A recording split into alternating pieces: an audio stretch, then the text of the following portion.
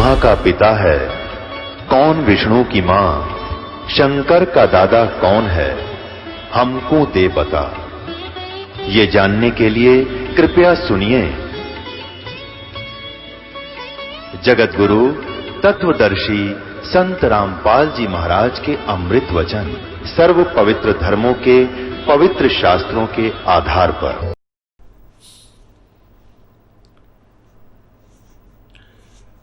अब इनके पिता ब्रह्मा विष्णु महेश जी के जो पूज्य पिताजी हैं ज्योति निरंजन अर्थात ब्रह्म। ब्रह्म का अर्थ होता प्रभु परमात्मा।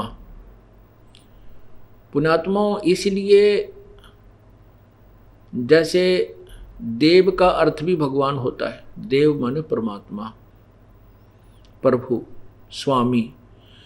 अब ईश माने भी परमात्मा होता है, प्रभु। अब ईश्वर इसलिए कहना पड़ा कि और भी बहुत से अनेक ईश हैं, भगवान हैं, देव हैं, और उनसे जो अलग है जैसे उसको उनसे भी जो श्रेष्ठ है उसको ईश्वर कहते हैं। तो ब्रह्म का अर्थ है भगवान। और 21 ब्रह्मांड में केवल इस ब्रह्म का ही बोलबाला है, ज्योति निरंजन काल का ही बोलबाला है। और यहाँ के जितने भी देव हैं, ऋषि हैं, ये इसी प्रभु के अंतर्गत आते हैं। जैसे कोई किसी अधिकारी के ऑफिस में, उसके कार्यालय में कार्य करता है, जैसे कोई डीसी ऑफिस में कार्य करता है, तो डीसी बार बार ये नहीं कहते कि डीसी साहब ने ऐसे बोला है, नहीं, वो उनका अंडरस्टूड साहब डीसी होता है, वो कहते साहब ने ऐसा कहा है। चाहे कोई किसी भी कार्यालय में करता है, कोई एक्शन के कार्यालय में काम करते हैं जो वहाँ के बाबू लोग हैं या अधिकारी हैं, तो वो कहते हैं कि साहब ने ऐसे बोला, तो उनके लिए अंडरस्टूड होता है, उनका सब उनको जाना पहचाना होता है कि कौन सा साहब का आदेश है ये। तो ऐसे ही यहाँ का जो साहब है ये ज्योति निरंजन है, ये ब्रह्म, इसको भी ब्रह्म कहते हैं। इसलिए यहाँ ब्रह्म पक गया। अब ब्रह्म परमात्मा से ब्रह्म, हम पूर्ण परमात्मा को भी ब्रह्म कह सकते हैं, वो भी भगवान है, लेकिन उसको पूर्ण ब्रह्म इसलिए लगाया कि अन्य ब्रह्मों से, अन्य ब्रह्म जो है उनसे सुप्रीम है वो, इसलिए वो थोड़ा सा उसमें भिन्नता होती गई। जैसे ब्रह्म, अब हम काल को ही ब्रह्म मानने लगे, इसलिए इसको ब्रह्म बोल देते। वैसे इसका नाम कैल है, कैल, और यहाँ उपाधि का नाम इसका क्षर पुरुष है। और ब्रह्म इसको एक अंडरस्टूड होने करके इसको यहाँ का मालिक ब्रह्म मानने लगे कि किस ब्रह्म का, इसी को ब्रह्म मान लेते हैं, परमात्मा मान लेते हैं। अब इसलिए परब्रह्म कहना पड़ा। परब्रह्म माने इस ब्रह्म से और दूसरा भगवान, 21 ब्रह्मांड का, 7 संग ब्रह्मांड का जो मालिक है वो परब्रह्म कहलाया। अन्य माने अन्य, दूसरा, तो वो अक्षर पुरुष है, उसको अक्षर पुरुष भी कहते हैं। और फिर पूर्ण ब्रह्म कहना पड़ा। पूर्ण ब्रह्म इसलिए कहना पड़ा कि कंप्लीट गॉड वही है जो सबके ऊपर मालिक है, सबका शासक है, सबका उत्पत्ति करता है और सबका कंट्रोलर है, वो कुल का मालिक है। इसलिए उसको पूर्ण ब्रह्म, कंप्लीट गॉड कहा जाने लगा। वो कंप्लीट गॉड कौन है? वो कबीर देव है, वो कबीर प्रभु है। वेदों में से कबीर देव बोला, कबीर देव, हम उसको कबीर देव कहने लगे, कबीर देव। अब फिर हम उसको कबीर, पूर्ण रूप से कबीर देव, देव माने भगवान, कबीर भगवान, अपनी लैंग्वेज में कबीर देव, कबीर भगवान कहने लगे। और यही प्रमाण ऋग्वेद मंडल नंबर 9 सूक्त 96 यानी 96 में, और मंत्र नंबर 16 में लिखा है, वेद ज्ञान दाता ब्रह्म आप ही कहता है कि भगवान हम आपके उस वास्तविक नाम के बारे में जानना चाहते हैं, उसका ज्ञान कराइए। और अपने तत्व ज्ञान रूपी शस्त्र से इस अज्ञान रूपी मवाद को मवाद, अज्ञान रूपी मवाद को अर्थात इस अंधेरे को हटाइए, काटिए।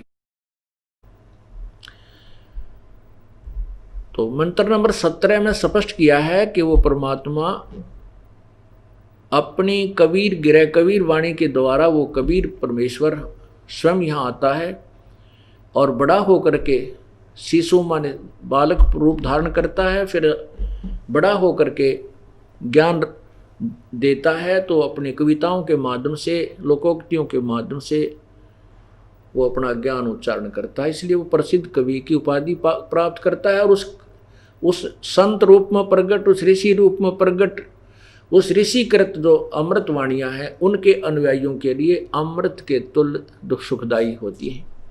यानी उस परमात्मा के द्वारा बोली गई वो वाणियाँ, श्लोक, दोहे, मंत्र बहुत ही प्यारे लगते हैं उनके फॉलोअर्स को, उनके अनुयायियों को। जैसे ही हम परमात्मा की वाणी बोलते हैं हमें कितनी प्यारी लगती है, आत्मा को खींचती है।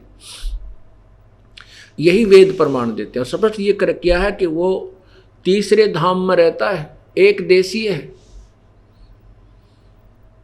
और वहां से बैठकर पूरे विश्व को, पूरे ब्रह्मांडों को, असंख्य ब्रह्मांडों को कंट्रोल करता है।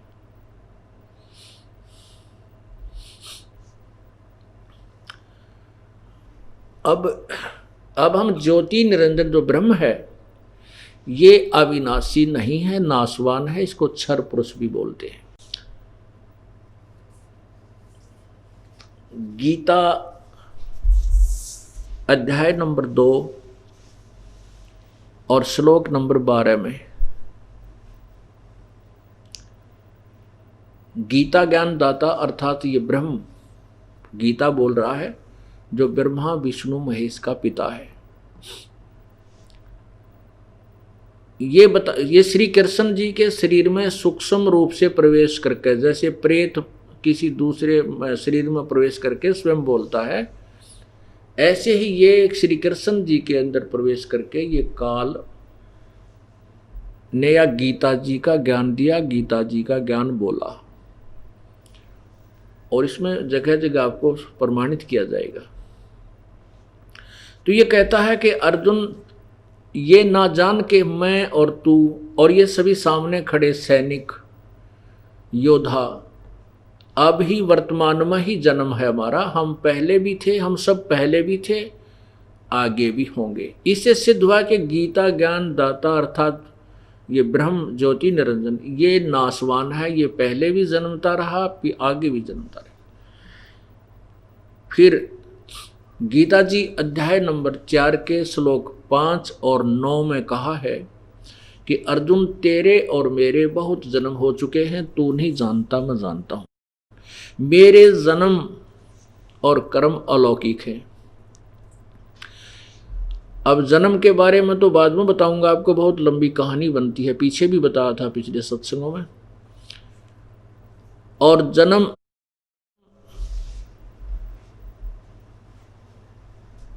कर्म कैसे अलौकिक हैं, जैसे श्री कृष्ण जी में प्रवेश करके और सब कुछ कर गया। श्री कृष्ण जी ने प्रतिज्ञा की थी कि मैं सुदर्शन चक्र में कोई हथियार नहीं उठाऊंगा, और इसने हथियार भी उठाया। ये श्री कृष्ण जी ने नहीं उठाया, ये भूत की तरह, प्रेत की तरह प्रवेश करके इस ज्योति निरंजन ने हथियार भी उठाया। और वहां झूठ बोला, अश्वत्थामा मर गया, वहां झूठ बुलवाया युधिष्ठिर से, और उस घटोत्कच के पुत्र का सिर कटवाया इसी काल ने। ये कहते हैं मेरे कर्म और जन्म अलौकिक हैं, कोई नहीं समझ सकता, अलौकिक दिव्य है, ये सामने आता नहीं, ऐसे कर्म ये स्वयं करा देता है। इससे सिद्ध हो गया कि गीता ज्ञान दाता भी जन्मता और मरता है, अविनाशी नहीं है। इसका दूसरा प्रमाण गीता जी अध्याय नंबर 15 के, गीता जी अध्याय नंबर 10 के श्लोक नंबर 2 में कहा कि अर्जुन, मेरे जन्म को ये ऋषि और देवता नहीं जानते, क्योंकि ये मेरे से ही उत्पन्न हुए हैं। बिल्कुल ठीक है, क्योंकि पिता की उत्पत्ति, पिता की डेट ऑफ बर्थ को संतान नहीं बता सकती, पिता का पिता यानी दादाजी बता सकते हैं। तो उस दादाजी ने, उस पूर्ण परमात्मा ने आकर के इस ब्रह्म का ज्योति निरंजन की डेट ऑफ बर्थ, ये कब जन्म हुआ था, कि कैसे हुआ था, वो सारी बताई। सृष्टि रचना पढ़कर देखना हमारे द्वारा लिखे हुए इन पुस्तकों में। और वैसे सवसम वेद में ये है, हमने तो इसको सवसम वेद से सिंपल करके साधारण करके लिखा आपके समक्ष। तो उसमें दादा ने यानी पूर्ण परमात्मा ने, कबीर भगवान ने आकर के बताया है। इससे सिद्ध है कि ज्योति गीता ज्ञान दाता का जन्म तो हुआ है, लेकिन उसके द्वारा उत्पन्न उसकी संतान ये ऋषि देवता ब्रह्मा विष्णु महेश और ऋषि ये नहीं जानते। दो से दो ही जन्म भी होता है इसका, और ये मृत्यु भी होती है, क्योंकि स्वयं स्वीकार करता है। अब तीसरा उदाहरण है 15वें अध्याय के गीता जी के प्रथम मंत्र में कहा कि ऊपर को जड़ वाला और नीचे 1 से 4 का एक साधारण सा सॉल्यूशन बताता हूं, सरलार्थ करता हूं।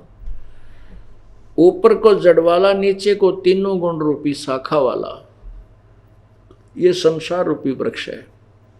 और जो संत इसको तत्व से जानता है, इसके सर्वांग सहित बता देगा जड़ कौन परमात्मा है, संसार रूपी वृक्ष की जड़ यानी मूल भगवान कौन है, जिससे इस जड़ की उत्पत्ति हुई, यानी संसार रूपी वृक्ष की उत्पत्ति हुई, अर्थात जिसने सब ब्रह्मांडों की रचना की। और तना कौन है, डार कौन है, शाखा कौन है। तो उस परमात्मा ने स्वयं ही आकर अपने सवसम वेद में लोकोक्तियों के माध्यम से, कविताओं के माध्यम से बोला है। कबीर अक्षर पुरुष एक पेड़ है, निरंजन वा की डार, और तीनों देवा शाखा है, भाई पात रूप संसार। देखिएगा, अक्षर पुरुष एक पेड़ है, निरंजन वा की डार,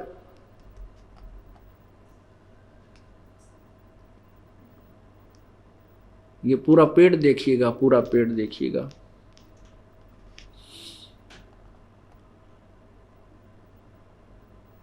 ये एक उल्टा लटका हुआ संसार रूपी वृक्ष, और ये जो इतना जमीन के अंदर है उससे बाहर के विषय में बताया है। अक्षर पुरुष एक पेड़ है, निरंजन वा की डार, ये अक्षर पुरुष तना जो दिखाई देता है, ये क्षर पुरुष, निरंजन ये उसकी डार है। और तीनों देवा शाखा हैं, रजगुण ब्रह्मा, सतगुण विष्णु, तम गुण शिव जी, और पात रूप संसारे।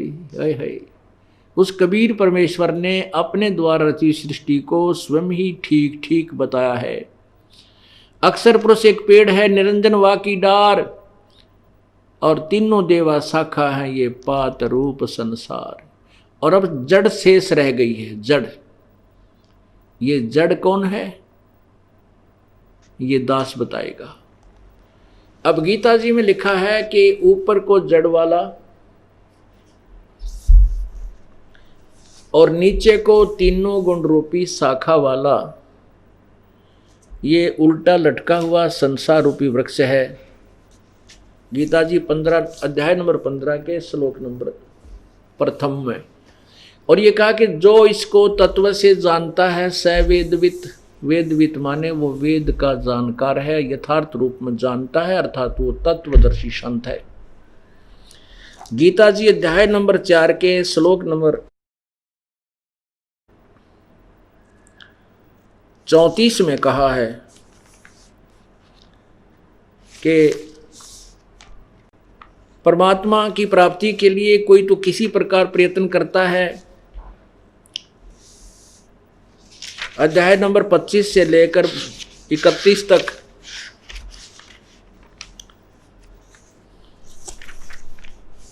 ये देखिएगा, ये पवित्र गीता जी। और इसके ये श्लोक अध्याय नंबर 4 है, और यहां देखना 25, ये देखना अध्याय नंबर श्लोक नंबर 25। दूसरे योगीजन देवताओं के पूजन रूप यज्ञ का ही भली भांति अनुष्ठान किया करते हैं। अन्य योगीजन परब्रह्म परमात्मा रूप अग्नि में ब्रह्म अग्नो यज्ञ के द्वारा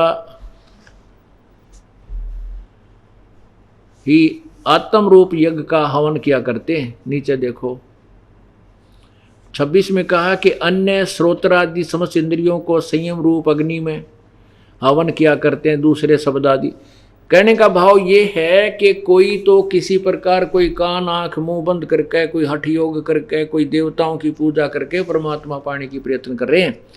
ये नाना प्रकार की साधना करते हैं। 32 में कहा है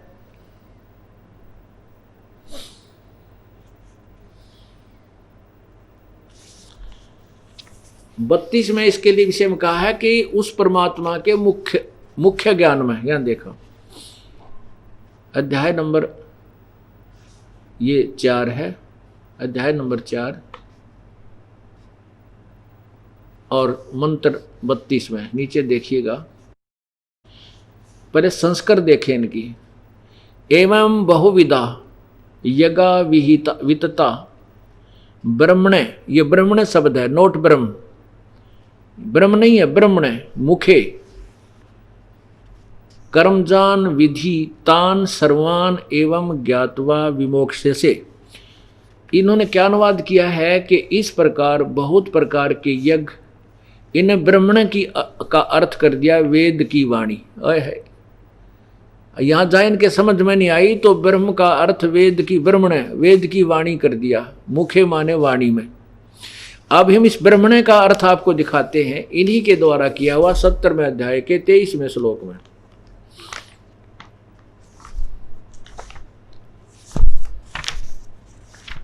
यदि हम अनुवाद करेंगे, हम अलग से करेंगे तो कोई नहीं मानेगा इस बात को। इन्हीं के द्वारा किया हुआ अनुवाद आपको दिखाते हैं। ये देखो अध्याय नंबर 17, अध्याय नंबर 17 और यहां देखो इधर, ये आ जाओ इधर 23वां श्लोक में। ओम तत्सत इति निर्देश ब्रह्मण त्रिविध समर्थ ब्राह्मणा तेन वेदा च यगा च विहिता पुरा। ये ब्रह्मण शब्द है। यहां देखना उन्होंने क्या अनुवाद किया है नीचे। ओम तत्सत, ऐसा ये 3 प्रकार का। ब्रह्मण माने सच्चिदानंद घन ब्रह्म का, ब्रह्मण माने सच्चिदानंद घन ब्रह्म, यानी उस सच्चिदानंद घन ब्रह्म। यहां भी हम इसको सच्चिदानंद घन ब्रह्म लिखे, अपने आप सोच लें। अंडरस्टूड हो गया तो ये देखिएगा। इन्होंने तो अनरस कर दिया क्योंकि इनको ज्ञान नहीं था अनुवादकर्ताओं को। ये चौथे अध्याय का 32वां देखिएगा। हम यह लिखेंगे इस प्रकार बहुत तरह के यज्ञ यहां ब्रह्मण माने सच्चिदानंद घन ब्रह्म की वाणी में, है उस पूर्ण परमात्मा के वाणी में अर्थात मुख्य ज्ञान में, उन्हीं के मुखे, उन्हीं के मुख्य मुखारविंद से उच्चारित, यानी सवसम वेद में कबीर वाणी में विस्तार से कहे गए हैं। उस पूर्ण परमात्मा के पाने की बहुत सी विधि। ये देखो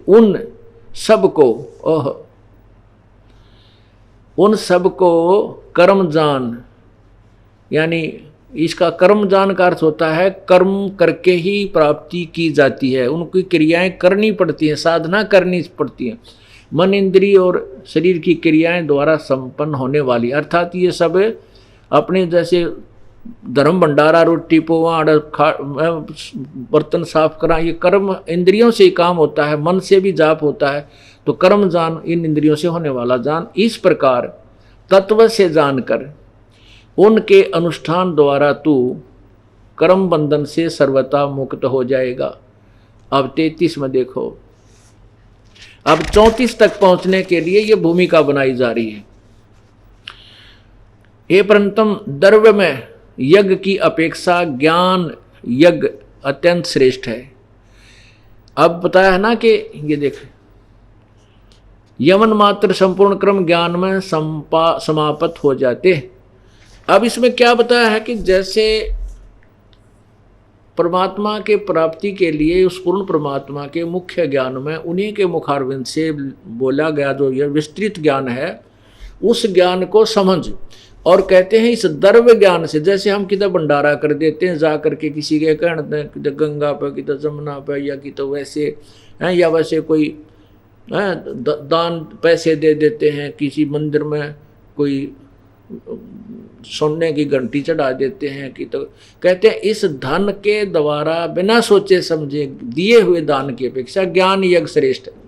यानी जब पहले हमें पता तो हो, दिशा तो मिले कि हम किस रास्ते चलें, फिर वो दान करें, तो ज्ञान में सभी कर्म समाप्त हो जाते हैं। क्योंकि जब हम ज्ञान सच्चा हो जाएगा तो हम ना इधर उधर की जो भ्रमित साधना नहीं करेंगे, उस सत साधना को करके अपना मोक्ष करा लेंगे। तो इसलिए उस तत्व ज्ञान को समझने के लिए जो उस पूर्ण परमात्मा के मुख्य ज्ञान में लिखा हुआ है, 34 में चौथे अध्याय के 34वें श्लोक में यही बताना चाहा है कि उस तत्व ज्ञान को जो उस पूर्ण परमात्मा के मुख्य ज्ञान में, यानी उस परमात्मा के द्वारा उच्चारित उस तत्व ज्ञान में, सब संवेद में, कबीर वाणी में जो लिखा है वो तत्वदर्शी, उसको समझने के लिए किसी तत्वदर्शी संत की खोज कर। ये देखो अब चौथे अध्याय का 34वां श्लोक, अब चौथे अध्याय का 34वां श्लोक है, इधर देखिएगा। अब 33 आपने पढ़ दिया, अब 34 देखो। उस तत्व ज्ञान को तू तत्वदर्शी ज्ञानियों के पास जाकर समझ, उनको भली भांति दंडवत प्रणाम करने से, उनकी सेवा करने से, कपट छोड़कर सरलता पूर्वक प्रसन्न करने से वो परमात्म तत्व की को भली भांति जानने वाले ज्ञानी महात्मा तुझे उस तत्व ज्ञान का उपदेश करेंगे। पुण्यात्माओं,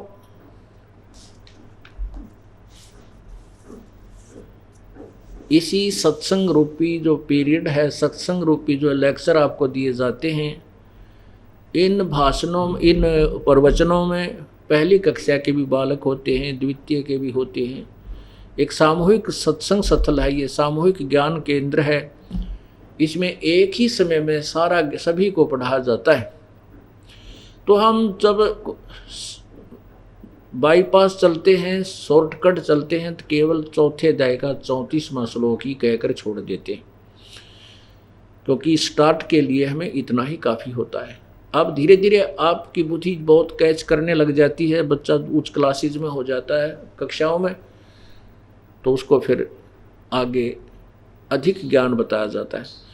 तो अब ये चौथे अध्याय के 34वें श्लोक में जिस तत्व ज्ञान के विषय में कहा है वो पहले बता रखा है कि वैसे तो वो खुद बताता, गीता ज्ञान दाता, कोई ऊपर न पैर करके, कोई नीचे न सिर करके, कोई सिर न कोई आंखें बंद करके, कोई कान बंद करके, कोई देवताओं न पूज के, कोई किसी प्रकार के हवन करके साधना करने के प्रयत्न करते हैं। लेकिन उस परमात्मा की यथार्थ ज्ञान, प्रभु पाने की वास्तविक विधि तो उस पूर्ण परमात्मा की वाणी में, उस पूर्ण परमात्मा के सवसंवेद में, अर्थात उस तत्व ज्ञान में विस्तृत लिखी हुई है, कही गई है, उसी के द्वारा मुख्य कमल से कही गई है। उसके लिए किसी तत्वदर्शी संत को खोज। गीता ज्ञान दाता कहता मैं नहीं जानता, नहीं, वेदों में वो ज्ञान है। यजुर्वेद अध्याय नंबर 40 के मंत्र 10 और 13 में यही स्पष्ट किया है कि उस परमात्मा को कोई साकार बताओ, कोई जन्म लेने वाला, कोई कहते हो कभी जन्म नहीं लेता। उसके विषय में यथार्थ ज्ञान तो को तत्वदर्शी संत कराएंगे, उनसे सुनो। अब वो तत्वदर्शी संत की पहचान अध्याय नंबर 15 गीता जी के प्रथम मंत्र में बताई है कि जो इस संसार ऊपर को मूल जड़ वाले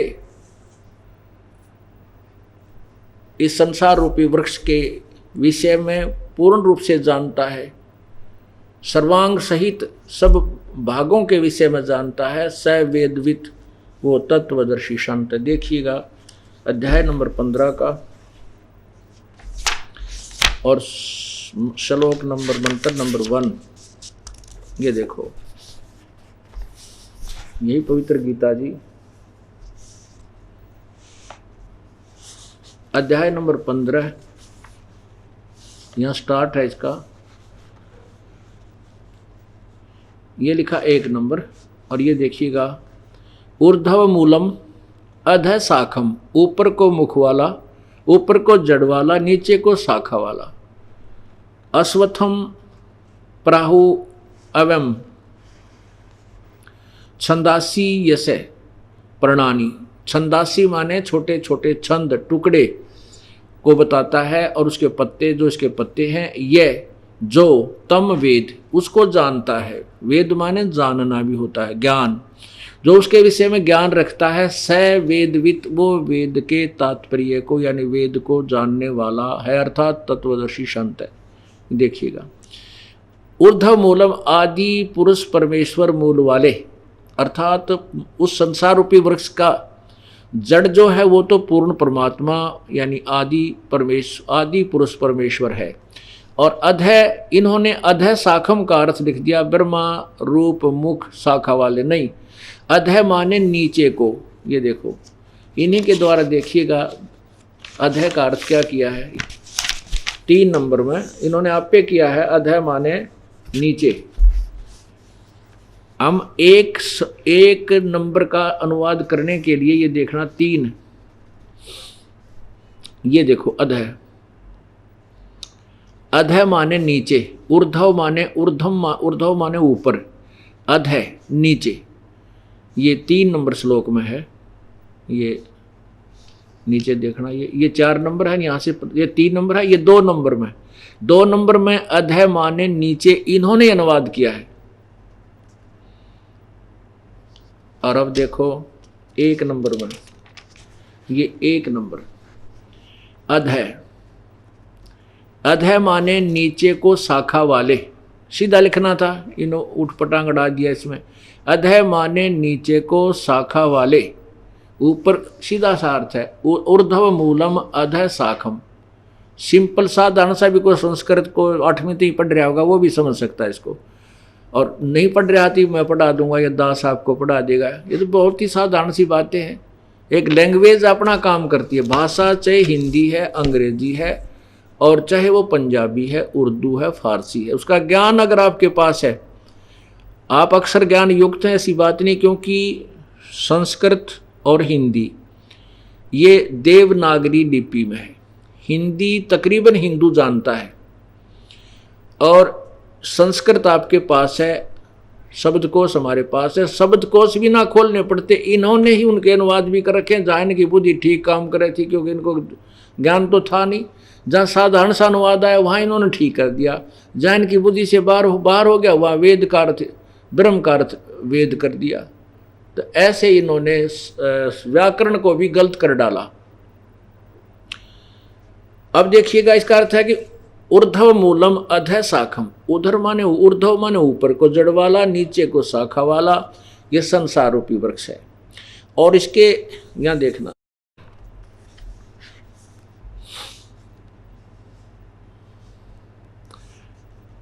नीचे ऊपर को आदि पुरुष परमेश्वर मूल वाले, नीचे को शाखा वाले। ये नीचे को शाखा पढ़ना, इसको आगे देखो। अश्वत्थम, संसार रूपी पीपल के वृक्ष को अविनाशी कहते हैं। अब छंदासी माने वेद कह दिया, नहीं, छंद माने जैसे न्यारे न्यारे टुकड़े होते हैं, उसके पार्ट्स ऑफ द बॉडी, इस वृक्ष के पार्ट के हिस्से हैं और पत्ते, ये जो जिसके पत्ते हैं उनको, अब देखो, उस संसार रूपी वृक्ष को, ये माने जो मूल सहित जड़ से लेकर पत्तों तक तत्व से जानता है। स वेदवित, वेद माने जानना भी होता है, वेद तत्व से जानता है। स वेदवित, वह वेद के तात्पर्य को जानने वाला, अर्थात वो तत्वदर्शी संत है।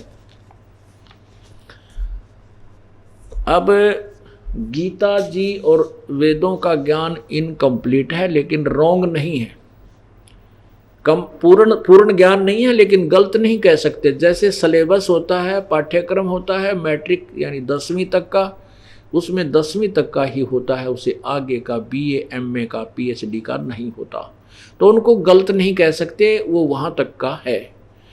अब हमने इसीलिए कहा है कि उस तत्व ज्ञान को समझने के लिए किसी तत्वदर्शी संत की खोज कर उनको दंडवत प्रणाम कर पूरी गीता जी में कहीं भी गीता ज्ञानदाता ने अपने लिए या किसी देवता या महर्षि के लिए दंडोत प्रणाम के लिए नहीं कहा। अपने लिए भी कहा कि मुझे नमस्कार कर, ओनली नमस्कार। और दंडवत प्रणाम उसी संत के विषय में कहा जो पूर्ण परमात्मा के जानने वाला यानी तत्व से वेदी है। 18वें अध्याय के 65वें श्लोक में लिखा है, 18वें अध्याय के 65वें श्लोक में कहा कि मुझे नमस्कार कर। ये देखो, गीता ज्ञानदाता, ये श्रीमद् भगवत गीता अध्याय नंबर 18 और श्लोक नंबर 65 देखिए। यहां इसमें कहा है, मन मना भव मद भगत मत याजी माम नमस्कारु, मुझे नमस्कार कर। नीचे देखो, मुझ में मन वाला हो, मेरा भक्त बन, मेरा पूजने वाला हो, मुझे नमस्कार प्रणाम कर। नमस्कारु, ओनली प्रणाम, मुझे नमस्कारु। ऐसा करने से ही मुझे प्राप्त होगा मुझसे सत्य प्रतिज्ञा, मैं तुझसे सत्य प्रतीक्षा करता हूँ क्योंकि तू मेरा अत्यंत प्रिय है। इससे सिद्ध है कि उस तत्वदर्शी संत जो गीता और वेदों से भी अलग ज्ञान आपको बताएगा, उसको दंडवत प्रणाम करो। अब वो क्या बताया है, अब इसमें क्या स्पष्ट करना चाहता है ये दास कि न तो ब्रह्मा विष्णु महेश अविनाशी हैं। जब समय अविनाशी नहीं है तो हमारे जन्म मृत्यु के रोग को ये नहीं काट सकते, क्योंकि इस रोग से ये भी ग्रस्त है। और फिर अब हम ज्योति निरंजन के ऊपर चल रहे हैं, जो उनके पिताजी हैं, जिनको ऋषि महर्षि ब्रह्म कहकर साधना करते थे और उसको अविनाशी अजर अमर बताते, तो वो भी अविनाशी नहीं है। स्वयं कह रहा मैं भी नाशवान हूं, मेरी मृत्यु जन्म होते हैं। और इसके अंदर हमारे सदग्रंथ प्रमाण देते हैं। गीता जी अध्याय नंबर 15 के श्लोक नंबर 16 में कहा है कि इस संसार में दो भगवान प्रसिद्ध हैं, एक क्षर पुरुष ये ब्रह्म है, अक्षर पुरुष ये परब्रह्म है। और इन दोनों ही के लोक में सभी के शरीर नाशवान हैं। जीवात्मा तो वैसे अविनाशी है, ये गधे की भी है, कुत्ते की भी है, वो तो अलग बात है।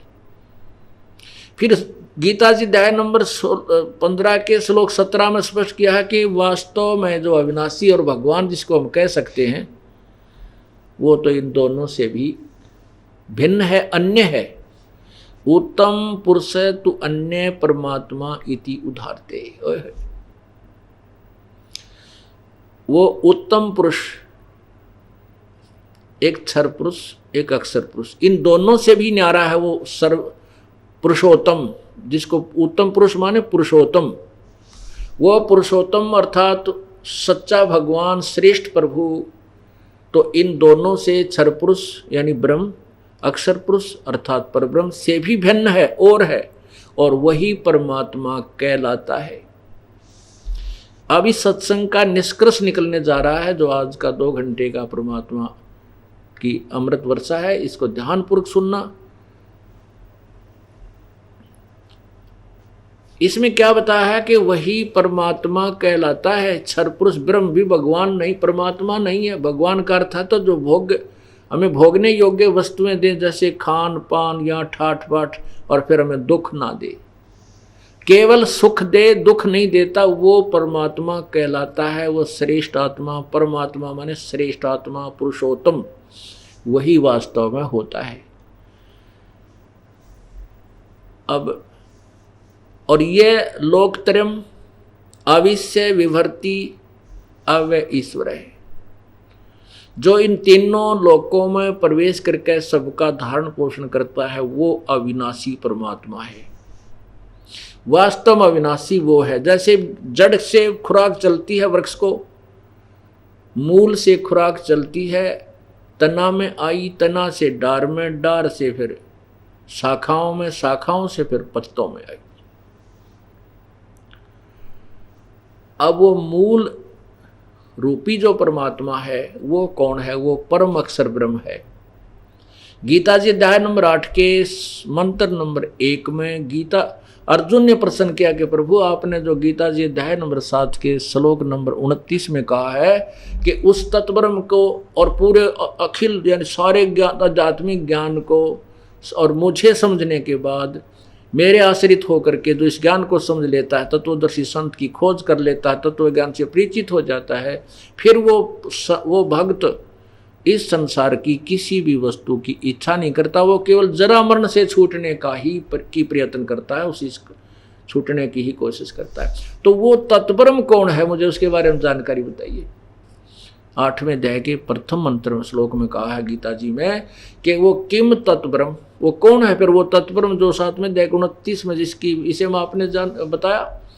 8वें अध्याय के 3रे मंत्र में कहा कि वो परम अक्षर ब्रह्म है। एक ब्रह्म, एक अक्षर ब्रह्म, एक परम अक्षर ब्रह्म, एक क्षर पुरुष, एक अक्षर पुरुष, एक परम अक्षर पुरुष।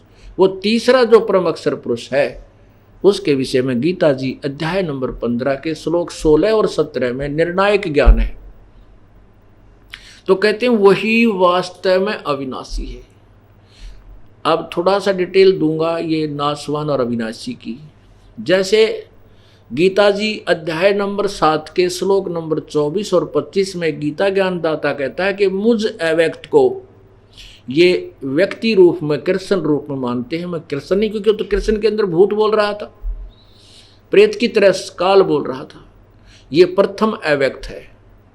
फिर ये 8वें अध्याय के 18वें श्लोक में 17वें श्लोक में कहता है कि उस ब्रह्मण यानी पूर्ण परमात्मा के एक दिन में, उस ब्रह्मण माने परब्रह्म के अक्षर पुरुष के एक दिन जब समाप्त होता है तो सभी प्राणी यानी परब्रह्म के लोक के भी और क्षर पुरुष, इस क्षर पुरुष यानी ब्रह्म के लोक के भी किस ब्रह्मांड होंगे, और स्वयं ये काल भी मृत्यु को प्राप्त हो जाता है। एक दिन में, उसका जब एक दिन समाप्त होता है तो 1000 युग का होता है परब्रह्म का। अब परब्रह्म का एक दिन आपको बताता हूं, उसके विषय में सुनना, क्योंकि आजकल बहुत इंटेलिजेंट हो गए हो, इतनी बड़ी बड़ी हमने डिस्कवरी कर ली है साइंस के माध्यम से, पता नहीं कितने टीवी कंप्यूटर ये क्या क्या बना लिए। एक भगवान वाले साइड में भी हम एक बार अपने तेज दिमाग को रखेंगे तो इतनी स्पीड से हम इसको कैच करेंगे, इससे लाभ होगा। और ये इंस्ट्रूमेंट जो हम बना के सुख सुविधा ढूंढ रहे यही रह जाएंगे, हमारे साथ नहीं जाएंगे। इनका सदुपयोग करेंगे हम परमात्मा की महिमा को जानने के लिए। अब जैसे यहाँ पर केवल युग लिखा है, 8वें अध्याय के 17वें श्लोक में लिखा है, 16वें श्लोक में कहा कि ब्रह्मलोक तक सभी नाशवान है। ब्रह्मलोक तक के गए प्राणी भी पुनर्वृत्ति में जन्म मृत्यु आते हैं, और ब्रह्म के साधक अंतिम साधना है, उनका अंतिम उपलब्धि है, ब्रह्मलोक में चले जाते हैं और वहां गए हुए भी वापस लौट कर आते हैं। गीता जी अध्याय नंबर 8 के मंत्र नंबर 16 में कहा है। 17 में कहा कि उस ब्रह्म ने, उस परब्रह्म के एक दिन जब समाप्त होता है तो सभी प्राणी नष्ट हो जाते हैं और उसके रात्रि के प्रवेश काल में उसमें प्रवेश कर जाते हैं। वो 1000 युग की होती है, उसका 1000 युग है, नोट चतुर्युग। यहाँ पर युग और चतुर्युग का अंतर है, ये ध्यान रखना। ब्रह्मा का एक दिन 1000 चतुर्युग का होता है ब्रह्मा का, और परब्रह्म का केवल 1000 युग का होता है, लेकिन उसकी काउंटिंग अलग होती है।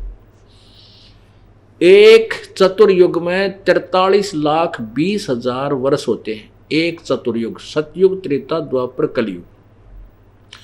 और ब्रह्मा जी का 1000, वैसे 1008 युग होता है चतुर्युग, और हम उसको 1000 चतुर्युग मानकर चलते हैं। इतनी ही ब्रह्मा जी की रात्रि होती है, तो 2000 चतुर्युग का दिन रात बन गया ब्रह्मा जी का। तो 30 दिन का एक महीना, 30 दिन का एक महीना, और 12 महीने का वर्ष, ऐसे 100 वर्ष की आयु ब्रह्मा जी की हुई। विष्णु जी की ब्रह्मा जी से 7 गुना अधिक, और शिव जी की जो तमोगुण भगवान काल का पुत्र है, उसकी विष्णु जी से 7 गुना, अर्थात ब्रह्मा से 49 गुना उस शिव की मृत्यु है। और जब एक शिव मर जाता है, ओए होए, अब एक वो तमोगुण शिव जब मरता है तो एक ब्रह्मांड का, एक ये जो शिव मरता ऐसे जब,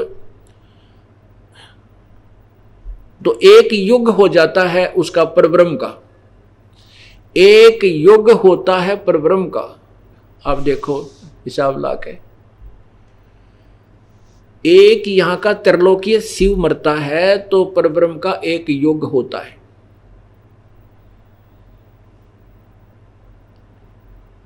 और फिर एक युग जब होता है, ऐसे 70,000 जब ये शिव मर जाते हैं, जब ये 70,000 शिव मर जाते हैं, तब एक युग काल मरता है। हाँ, वो युग, अब जो 70,000 जब शिव मर जाते हैं त्रिलोकीय तमोगुण युक्त, तो ये एक ब्रह्म परब्रह्म का एक युग हुआ। वो पहले गलत बोल गया मैं कि एक शिव के मरने से नहीं, 70,000 जब ये त्रिलोकीय तमोगुणी शिव मर जाते हैं तो एक परब्रह्म का एक युग हो गया। वो तेरा एक युग, और उस समय एक ब्रह्मांड नष्ट हो जाता है। और ये शिव जो तो काल है, ज्योति निरंजन, ये भी अपना शरीर त्याग देता है। एक सिद्धि बहुचोल्लेधार है, एक सिद्धि है इसके पास, जो ये इस शरीर को छोड़ देता है, ये दूसरे ब्रह्मांड में चला जाता है, सभी प्राणियों को ले जाता है, और वहां फिर दुर्गा और प्रकृति से इसी प्रकार अपने पुत्र उत्पन्न करता है, फिर आगे सृष्टि शुरू कर देता है। ऐसे जब 1000 युग जब हो जाते हैं, 1000 युग जब हो जाते ऐसे ऐसे इतनी लंबी इतने पीरियड के, तो तब 21 ब्रह्मांड काल के और 7 संग ब्रह्मांड उस परब्रह्म के सभी प्राणी नष्ट हो जाते हैं, मर जाते हैं। वो परब्रह्म का एक दिन समाप्त हो गया, रात्रि प्रारंभ होगी। 1000 उस युग की ही इतनी रात्रि उस परब्रह्म की हुई। ओए होए, ऐसे फिर एक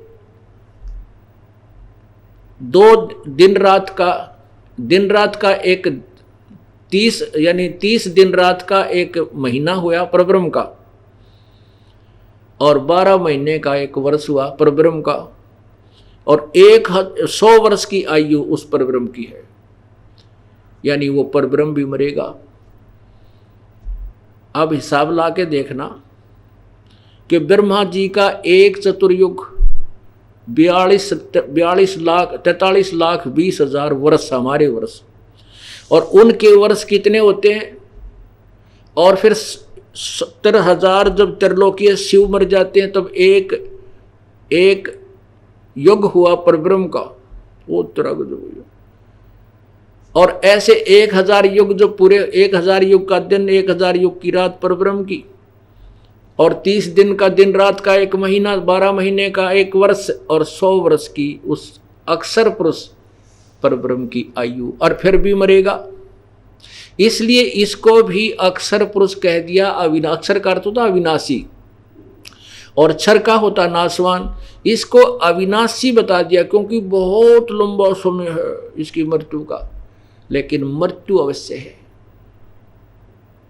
एती उम्र बुलंद मरेगा अंतरे, सतगुरु लगे न कान न भेंटे वो संतरे। वो संत, वो तत्वदर्शी संत नहीं मिले, सतगुरु नहीं मिला, इस करके इतनी लंबी आयु भी अगर हो जाएगी तो भी मृत्यु होगी। अब गीता जी अध्याय नंबर 8 के श्लोक नंबर 18 में कहा है कि जब परब्रह्म का एक दिन समाप्त हो जाता है तो सभी प्राणी, परब्रह्म के भी और ब्रह्म के भी, क्षर पुरुष के भी और अक्षर पुरुष के भी, उस परब्रह्म के लोक में समा जाते हैं। और जब दिन प्रारंभ होता है फिर वहां से सभी प्रकट होते हैं उस अव्यक्त से। उसको अव्यक्त कहा है।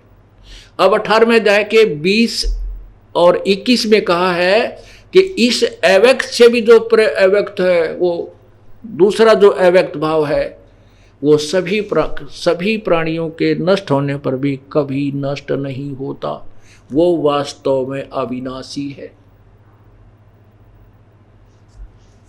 अब 15वें अध्याय के 16 और 17 श्लोक को अब समर्थन दे रहा है 8वें अध्याय का 20, 18 और 20।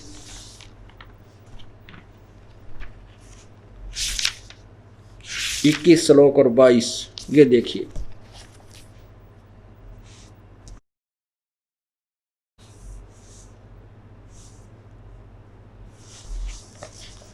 ये 8वां अध्याय। अब 8वें अध्याय के हम पहले 16 देखते हैं। देखो 8वें अध्याय का ये 16 पढ़ते हैं। 16 यहां लिखा है, हे अर्जुन, ब्रह्मलोक पर्यंत, ये ब्रह्मलोक पर्यंत सब लोग पुनर्वर्ती में हैं। यानी ब्रह्मलोक तक सभी पुनर्वर्ती यानी दोबारा आने जाने में हैं। इन्होंने इसका अनुवाद गलत किया है, किंतु एक कुंती पुत्र मुझको प्राप्त होकर पुनर्जन्म नहीं होता, ऐसा नहीं है इसका अर्थ। अगर ऐसा एक गीता ज्ञानदाता कहता तो पहले अपने बारे में ये नहीं कहता कि मेरे तेरे बहुत जन्म हो चुके हैं। और दूसरे अध्याय के 17वें श्लोक में लिखा कि अविनाशी तो उसको जान जिसको मारने में कोई समर्थ नहीं है। और अब 17वें श्लोक में लिखा है, ये 17वां अध्याय है ना, 8वें अध्याय का 17वां श्लोक, ये अध्याय नंबर 8 का नीचे देखो,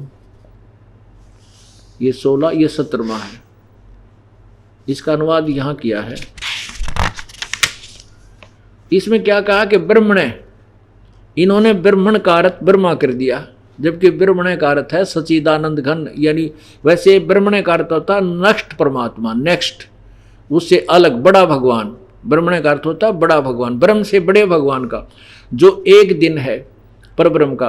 वो ये देखा, हिंदी देखो, सेंसर युग पर्यंत है, नोट सेंसर चतुर्युग नहीं है इसमें, सहस्र युग यानी 1000 युग लिखना, नोट चतुर्युगी। केवल 1000 युग की अवधि वाली रात्रि को और 1000 युग अवधि यहां देखना, फिर दोबारा देखना, यह देखना, ब्रह्म यानी परब्रह्म का, या ब्रह्म माने परब्रह्म का जो एक दिन है उसको 1000 युग, संस्कृत स्पष्ट है, 1000 युग पर्यंतम, 1000 युग की अवधि वाला। और रात्रि को भी 1000 युग, युग ही लिखना, सहस्र युग है यहाँ पर, अवधि वाली जो पुरुष तत्व से जानता है वह योगीजन काल के तत्व को जानने वाला। यानी वो भी तत्वदर्शी संत ही बताएगा इसके विषय में। नीचे देखो 18वां श्लोक में कि सर्व संपूर्ण प्राणी, संपूर्ण भूतगण, प्राणी होता है यहाँ के ब्रह्मानी परब्रह्म के दिन के प्रवेश काल में अव्यक्त से अर्थात परब्रह्म के सूक्ष्म शरीर से उत्पन्न, ये परब्रह्म मानना हमने, ब्रह्मानी सूक्ष्म से उत्पन्न होते हैं। और यहां देखना, और परब्रह्म की रात्रि के प्रवेश काल में उस अव्यक्त नामक परब्रह्म के सूक्ष्म शरीर में लीन हो जाती है। इन्होंने ब्रह्मा लिखा है, ये परब्रह्म है। आगे देख, इसका आगे निर्णय होगा, यहां देखना, यहां देखो, ये 19 को छोड़ो, आगे चल लेते, आगे चलो, ये 20 में, ये तो इसमें स्पष्ट किया है कि परंतु उस अव्यक्त से भी परे जो दूसरा विलक्षण जो सनातन अव्यक्त भाव है, उससे परम दिव्य पुरुष को, पुरुष सब भूतों, वह परम दिव्य पुरुष, वह परम दिव्य पुरुष सब भूतों माने प्राणियों के नष्ट होने पर भी कभी नष्ट नहीं होता। आगे देखो, अब 21 में देखना, उसको अव्यक्त अक्षर, ओहो, अव्यक्त होता है जो अदृश्य दिखाई नहीं देता, अक्षर माने अविनाशी, इस नाम से कहा जाता। उसी अक्षर नामक अव्यक्त भाव को परम गति कहते हैं। और जिस सनातन अव्यक्त भाव को प्राप्त होकर वापस नहीं लौटते वह मेरा परम धाम है।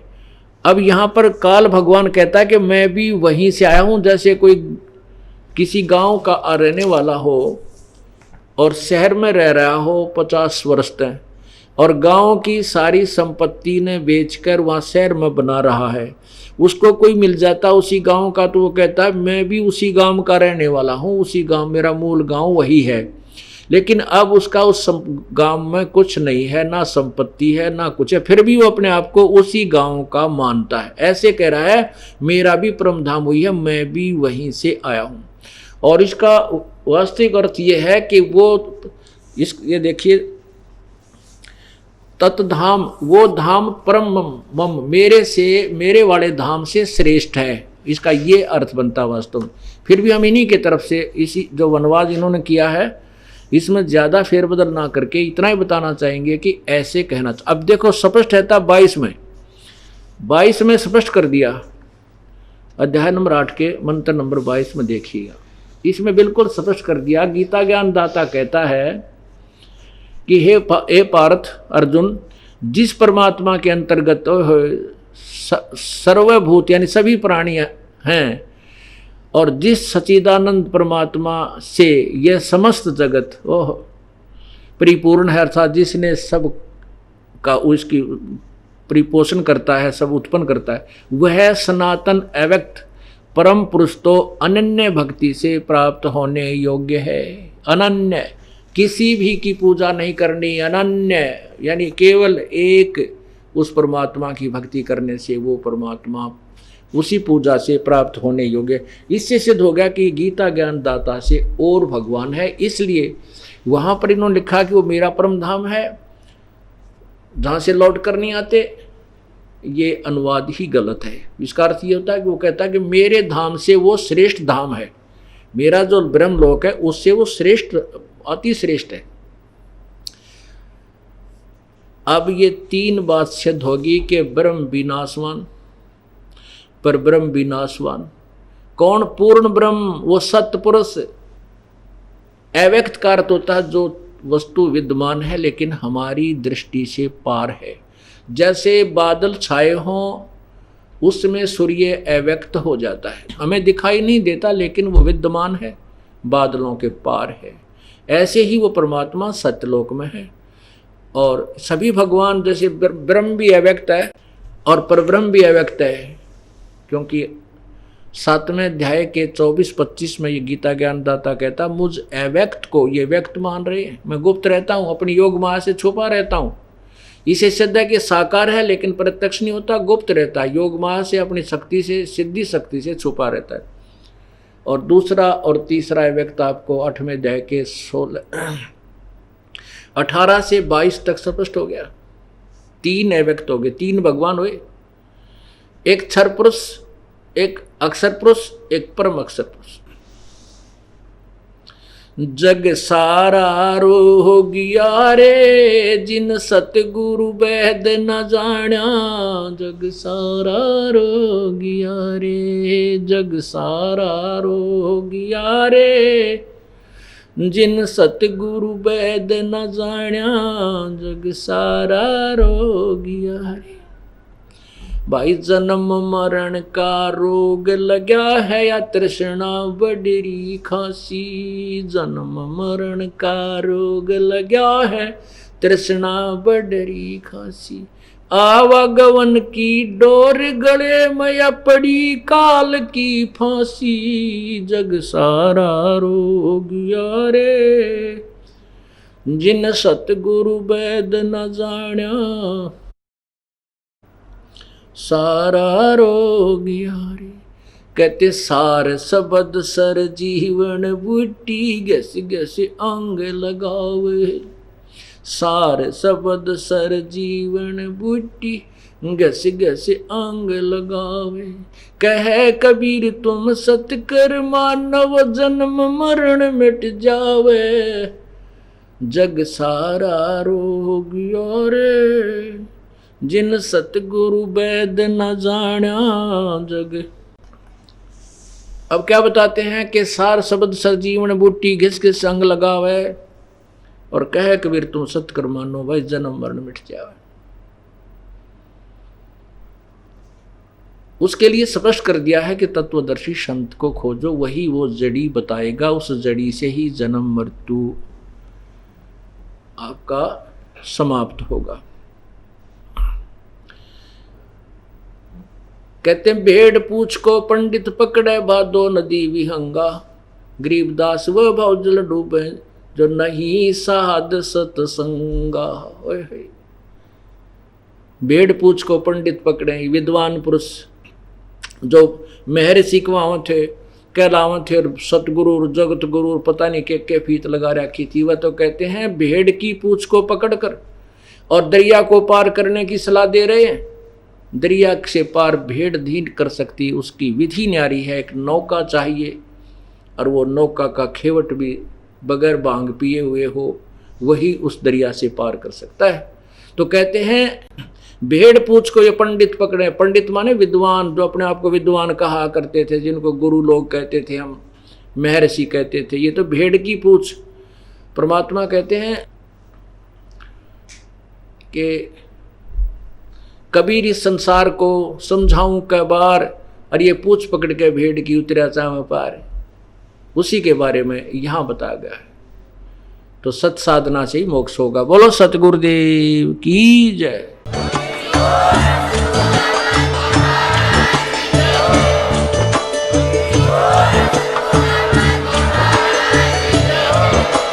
आप सुन रहे थे जगत गुरु तत्वदर्शी संत रामपाल जी महाराज जी के मंगल प्रवचन। अधिक जानकारी के लिए विजिट कीजिए हमारी वेबसाइट www.jagatgururampalji.org। संत रामपाल जी महाराज जी के शुभ आशीर्वाद से पूरे विश्व भर में 500 से भी ज्यादा नाम दीक्षा केंद्र हैं, जिन पर संत रामपाल जी महाराज जी द्वारा ऑनलाइन निशुल्क नाम दीक्षा दी जा रही है। अपने नजदीकी नाम दीक्षा केंद्र का पता करने के लिए संपर्क करें 8222880541।